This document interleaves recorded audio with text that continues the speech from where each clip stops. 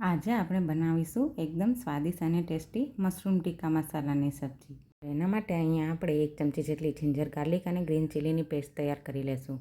પછી થોડા capsicum cut કરેલા, થોડીક ડુંગળી કટ કરેલી અને થોડા અમથા 8 થી 10 જેટલા આપણે મશરૂમ કટ કરી લેશું.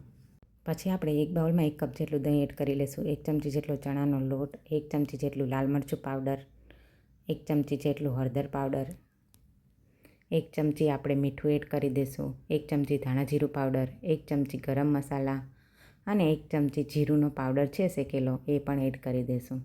થોડી અમથી કસૂરી મેથી એડ કરીશું અને થોડા આપણે ધાણા એડ કરી દઈશું. આ બધાને આપણે સારી રીતે મિક્સ કરી લેશું.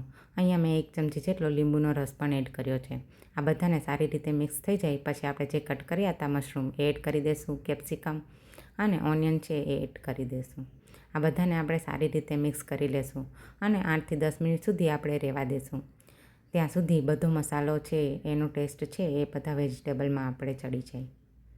આ બધાને સારી રીતે મિક્સ થઈ જાય એટલે એક સાઈડમાં આપણે રહેવા દઈશું થોડી વાર સુધી.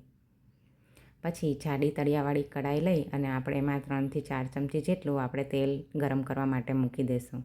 તેલ ગરમ થઈ જાય એટલે આપણે એમાં 1 ચમચી જેટલું જીરું એડ કરી દઈશું. જીરું સરખું કકળી જાય પછી આપણે અડધા કપ જેટલી સમારેલી ઝીણી ડુંગળી છે એ એડ કરી દઈશું. ડુંગળી એડ કરીને આપણે એને સારી રીતે સાંતળી લેશું. જ્યાં સુધી એ ગોલ્ડન બ્રાઉન કલરની ના થઈ જાય ત્યાં સુધી આપણે એને થોડીક વાર ચડવા દઈશું. ડુંગળી સરખી ચડી જાય એટલે આપણે એમાં જિંજર ગાર્લિક અને ગ્રીન ચીલીની પેસ્ટ એડ કરી દઈશું અડધી ચમચી જેટલી અને બધાને સારી રીતે આપણે મિક્સ કરી લઈશું.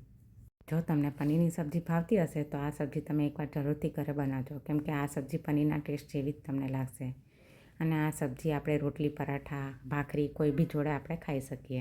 ડુંગળી સારી રીતે ચતરાઈ જાય પછી આપણે જે દહીંવાળી પેસ્ટ તૈયાર કરી હતી મશરૂમ એડ કરીને એ આપણે આમાં એડ કરી દઈશું. એડ કરતી વખતે ગેસની આંચ છે એ ધીમી રાખીશું જેથી કરીને ડુંગળી છે એ બળી ના જાય. આ બધું એડ કરીને આપણે સારી રીતે આપણે બધાને મિક્સ કરી લેશું. ગેસની આંચ છે એ એકદમ ધીમી રાખવાની, કેમ કે એડ કરતી વખતે મસાલા છે એ કઢાઈમાં ચોંટી ના જાય. આ બધાને એડ કરીને આપણે સારી રીતે આપણે એને હલાવતા રહીશું અને પછી આપણે એને થોડીક વાર સુધી ઢાંકી દઈશું અને શાકને ચડવા દઈશું. ચડતી વખતે આપણને તેલ થોડું ઓછું લાગે તો તેલ પણ થોડું એડ કરી દેવાનું ઉપરથી.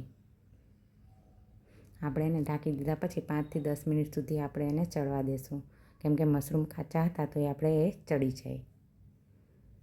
મશરૂમ સારી રીતે ચડી જાય પછી આપણે એમાં અડધા કપ જેટલું આપણે પાણી એડ કરી દઈશું. અગર તમારે ગ્રેવી ના જોતી હોય અને કોરી સબ્જી જોતી હોય તો પાણી છે એ સ્કીપ કરી શકો છો. સબ્જી સારી રીતે ચડી જાય પછી આપણે એમાં લીલું મરચું અને થોડા ફ્રેશ ધાણા છે એ એડ કરી અને આપણે ગાર્નિશ કરીશું.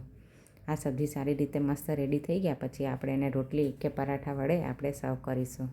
જો તમને મારો વિડીયો સારો લાગ્યો હોય તો લાઈક, સબસ્ક્રાઈબ અને ફોલો જરૂર કરજો. Thank you.